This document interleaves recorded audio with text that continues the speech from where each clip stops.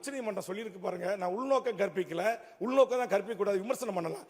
தமிழர்களே ஐபிஎஸ் 2 பேர்ல இருக்கக்கூடாதுன்னு சொல்வது எந்த விதத்தில் நியாயம்? நம்பர் 1, தமிழ்நாட்டில் இருக்கிற 450க்கும் மேற்பட்ட இந்த நாட்டுடைய ஐபிஎஸ் அதிகாரிகளை அவமானப்படுத்துகிற, அவருடைய நேர்மையை, அவருடைய உழைப்பையை கொச்சைப்படுத்துகிற ஒரு செயலாகத்தான் அதை நான் பார்க்கிறேன். அதோடு மட்டுமல்ல, அருணா ஜெகதீசன் ஆணையம் என்பது ஜுடிஷியல் ஆணையம். அது எதிர்வரும் காலகட்டத்தில் இது போன்ற சம்பவங்கள் நடக்காத வண்ணம் சஜஷன், ஆலோசனைகள், அறிவுரைகளை அரசுக்கு வகுத்து கொடுப்பதற்கு அமைக்கப்பட்ட ஒரு பொறிமுறை அது.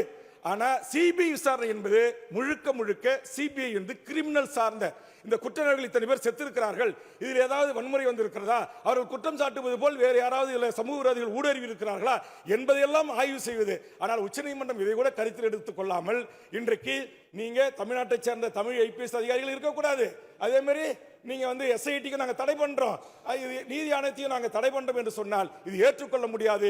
இந்த 7 கோடி மக்களால் தேர்ந்தெடுக்கப்படுகின்ற இந்த சட்டமன்றம் கூடி நம்முடைய மாண்பு முதலமைச்சரையும் இந்த அமைச்சரையும் தேர்ந்தெடுத்திருக்கிறது. ஆக அப்படி முதலமைச்சர் அவர்களாலும் தமிழ்நாடு அரசுகளாலும் இன்றைக்கு அமைக்கப்பட்ட அந்த சிறப்பு புலனாய்வு பிரிவு இல்ல. நான் சொல்றது இந்த நம்முடைய அருணா ஜெகதீசன் என்கிற அதிலும் முதலமைச்சர் எவ்வளவு கரெக்டா கூர்ந்து கவனித்து நியமிச்சிருக்காரு. அதிமுக காலத்தில் போட்ட அருணா ஜெகதீசன் இதே வேற ஒரு நீதிபதியை போட்டிருந்தா, அவர் திமுக வழக்கறிஞர் இருந்தாரு, பிபிஆர் இருந்தாரு, அவரை போட்டாங்க, அதனால சாதகமாக அறிக்கை கொடுத்தாங்க சொல்வதுக்குள்ள. இதே மாதிரி ஒரு இறப்பு தூத்துக்குடியில் அங்க இறந்த போது நான் தொலைக்காட்சியில் தான் பார்த்து தெரிந்து கொண்டேன் என்று சொன்ன நம்முடைய முன்னாள் முதலமைச்சர் எடப்பாடியார் அவர்கள், ஆனா நம்ம முதலமைச்சர் அப்படி சொல்லல, உடனடியாக அதுக்கு நியமிச்சு அதே அம்மையாரை நியமிச்சு, நீங்க இப்படி அவர் மேல நம்பிக்கை வச்சீங்களோ அதே நம்பிக்கை நானும் அவங்க மேல வைக்கிறேன், நீங்க போய் விசாரிச்சுட்டு வாங்கன்னு சொன்னாங்க. மறுநாள் போனாங்க, விசாரணை தொடர்ந்திருக்கு. ஆனா உச்சநீதிமன்றம் அதையும் தடை செய்திருக்கிறது. இது முழுக்க முழுக்க சட்டத்திற்கு விரோதமான ஒரு உச்சநீதிமன்றத்துடைய தீர்ப்பு.